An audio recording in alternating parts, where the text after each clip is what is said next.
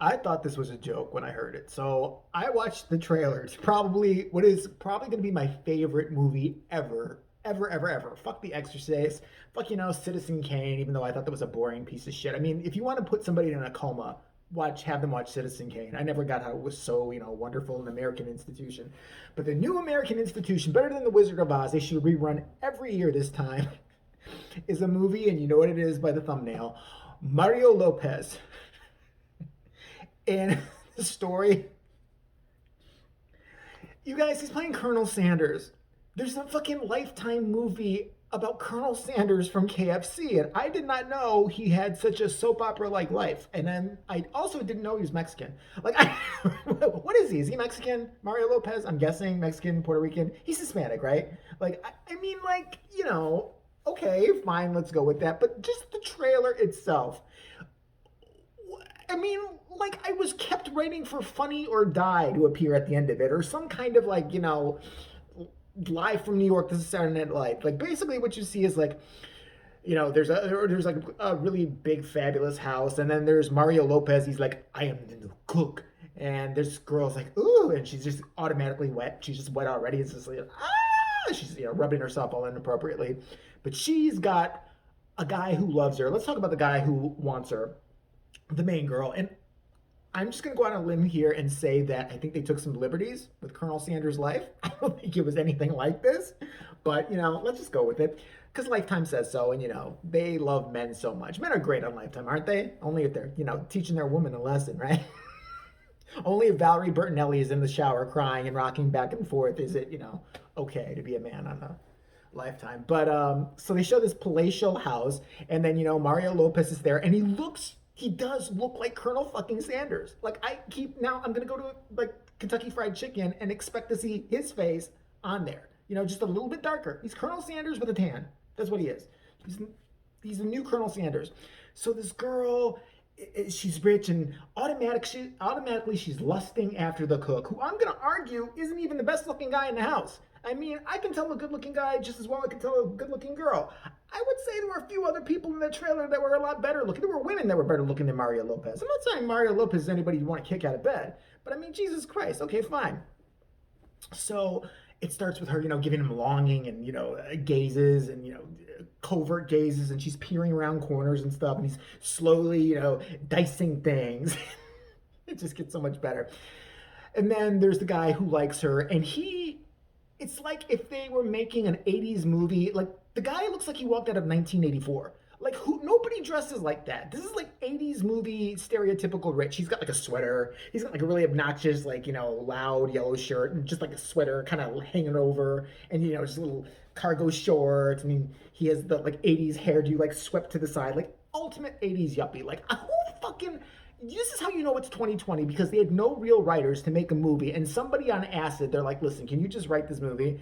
Okay, here's what I'm thinking. All right, so we'll do Colonel Sanders' life, but it's Colonel Sanders, yeah, the chicken guy. I'm so hungry. Can you order a 6-piece? Oh my God, they're fucking gravy. I could just bathe in their gravy. So anyway, hear me out. So Colonel Sanders, right, is comes to this house, and he's gonna cook, but this girl totally wants to mount him, right? But she's got this boyfriend. He's all oh no, you can't, because he's the cook. And then her mom gets involved, and she's an evil bitch, right? And so there's murder, and they try to kill Colonel Sanders, and it's a murder mystery. This movie sounds like a great idea to me, right? That's what it is pretty much. And so then there's one part in the trailer where, you see Colonel Sanders getting way too close to the girl, and, she's looking at him, and I think they're dancing or something, or maybe he's just, rubbing her breast with a chicken breast. Maybe he's doing that. And the mom, I'm guessing it's the mom of this girl, sees it, because she's a little bit haggard. She's not too haggard, because nobody gets old on TV anymore. You notice that? Ever since Botox, they're just a little bit weathered. That's it. The mom looks out, and immediately she gets on the phone all dramatic. We have a problem. She's fallen in love with Colonel Sanders. And then the yuppie guy goes, the cook? And then you hear the girl say something he's got a secret recipe that's going to change the world. And then you see the mom dragging a body down the stairs. We all have secrets. Colonel Sanders lived a fucking life, huh? I can't wait to see the Wendy story. I can't wait to see it. You know, the little 13-year-old redheaded fucking bitch. Wendy had a dream, but her first dream before Frosties and nice burgers was murder. Wendy's just a deranged axe murderer. She kills people on the side of the highway, and she slowly.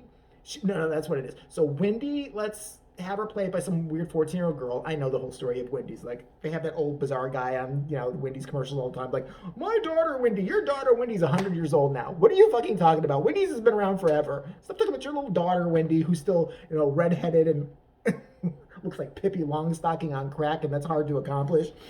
But no, like have it like Wendy's. Oh, what was the name of the movie now? Colonel Sanders: A Recipe for Love, or some shit like A Recipe for Danger. Like, are you fucking kidding?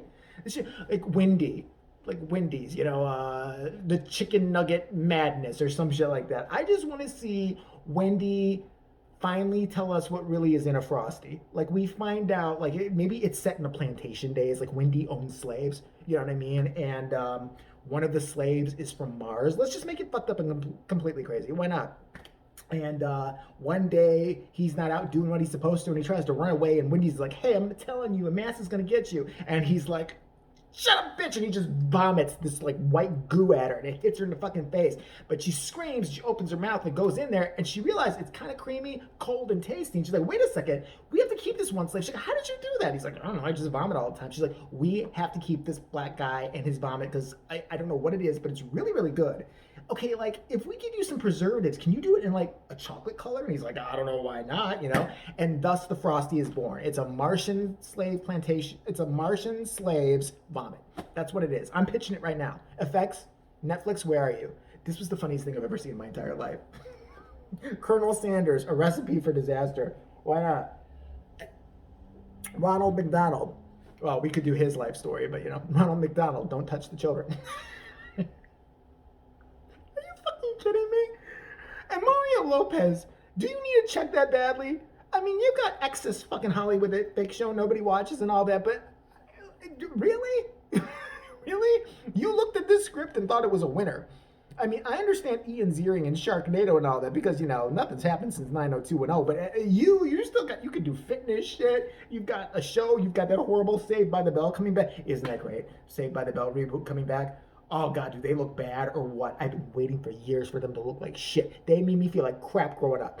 I wasn't good looking like Zach Morris and all those other fuckers, except for Screech, who were all like, whatever. But like, they were all beautiful and shit. You couldn't wait. And now my dream came true. They're ugly. They're all fucking ugly, except for Mario Lopez, who still looks the same. Another girl, she's bloated. Tiffany Amber Thiessen. What's she gonna do? We gotta see a movie with her now. What restaurant owner can she play? Betty Crocker is back and she's pissed. Betty Crocker in Not My Biscuits, Bitch, this week on Lifetime. Betty Crocker was a normal woman. She wanted something other than the 50s housewife life. She settled on murder. After stabbing her husband 80,000 times, she moved to the big city where she found out she made really killer chocolate chip cookies. A killer who not only kills people, but kills it in the kitchen. This week on Lifetime. Fucking, why not? It's best. The Aunt Jemima story. Let's. Yes, she made pancakes, but she also made it really good in the bed. Aunt Jemima was an old hoe. Let's have her a prostitute from the 70s. Aunt Jemima had dreams other than being a street hoe. Get your ass back out there, Aunt Jemima. I'm gonna go right now, Pimp Daddy, but I'm telling you, one day I'm gonna make it with these here pancake recipe. I'm telling you, you're gonna be kissing my black ass. Aunt Jemima is a former hoe. Aunt Jemima cakes. The Aunt Jemima story. There we go. What can you say at this point? Honestly. It's the best.